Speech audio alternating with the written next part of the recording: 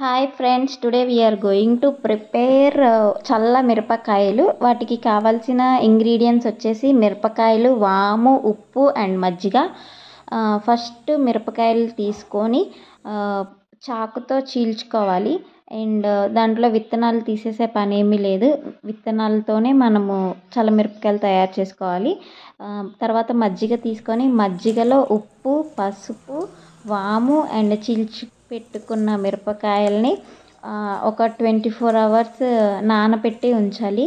And అవి బాగా 24 hours నానిన తర్వాత ఒక ప్లాస్టిక్ షీట్ కానీ ఒక న్యూస్ పేపర్ కానీ తీసుకొని ఒక 2 to 3 days బాగా ఎండపెట్టి ఉంచాలి. అండ్ ఎండపెట్టిన తర్వాత మనకి అవి బాగా లైక్ వడియాలు లాగా విరిస్తే విరిగిపోవాలన్నమాట. అవి వచ్చేసి ఫైనల్ రిజల్ట్ ఇలా ఉంటుంది, చూడండి.